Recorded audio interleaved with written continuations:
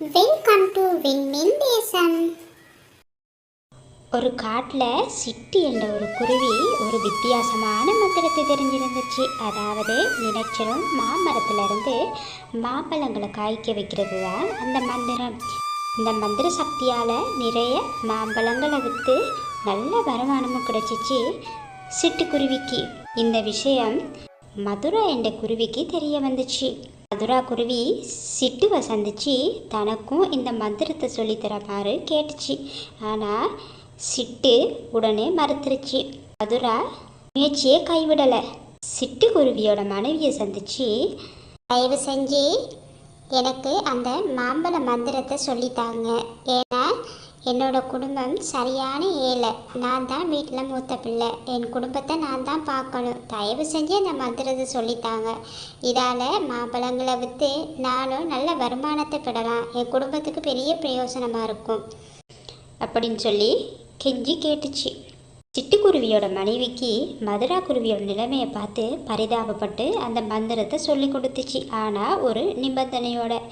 மந்திரத்தை யார் சொல்லி தந்ததுன்னு கேட்டால் சிட்டுக்குருவி அப்படின்னு சொல்லி நீ சொல்லணும்.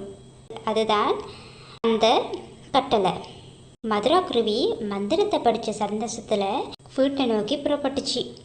அந்த காட்டுக்கு பக்கத்தில் தான் அந்த நாட்டு அரண்மனையும் இருந்துச்சு.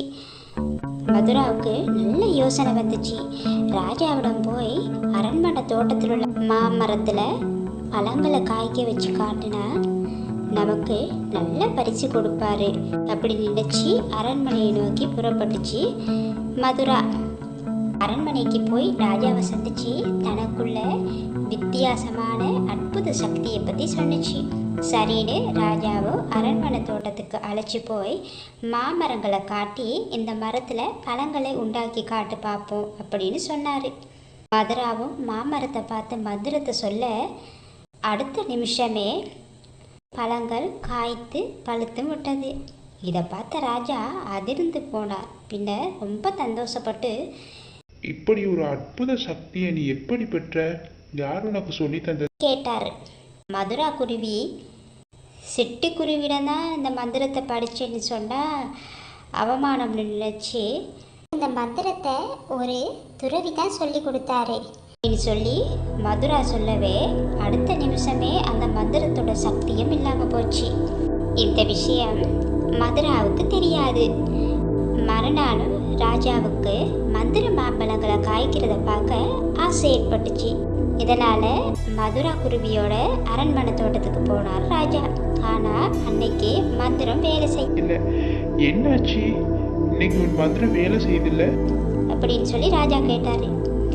இன்னைக்கு அதுக்கு சரியான நாள் இல்லை மன்னா அப்படின்னு சொல்லி மதுரா சொல்லுச்சு. ஆனால் ராஜா இந்த பதிலை ஏற்றுக்கலை. மன்னரே உண்மையை கண்டுபிடிச்சிட்டா தண்டனை கடுமையாக இருக்கும். அதனால் உண்மையை சொல்கிறது தான் நல்லது அப்படின்னு தனக்கு தானே நினச்சி கொண்டு மதுரா உண்மையை சொல்லிடுச்சு. ஆத்திரமடைஞ்ச மன்னர் மதுராவை ஏசி விரட்டியும் அடிச்சிட்டாரு. மதுரா மறுபடியும் சிட்டுக்குருவி இருக்கிற இடத்துக்கு போணுச்சு. சிட்டுக்குருவியிடம் மறுபடியும் மந்திரத்தை சொல்லி தருமாறு கெஞ்சி கேட்டுச்சு.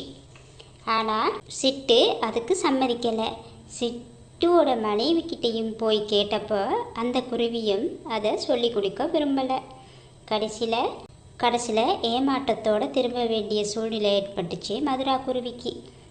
ஒரு பொய்யால் கிடைச்ச நல்ல சந்தர்ப்பத்தையும் தவற விட்டுட்டனே அப்படின்னு தனக்கு தானே புலம்பிக் கொண்டு தனது இருப்பிடத்தை நோக்கி திரும்பி பறந்து போணுச்சு மதுரா குருவி.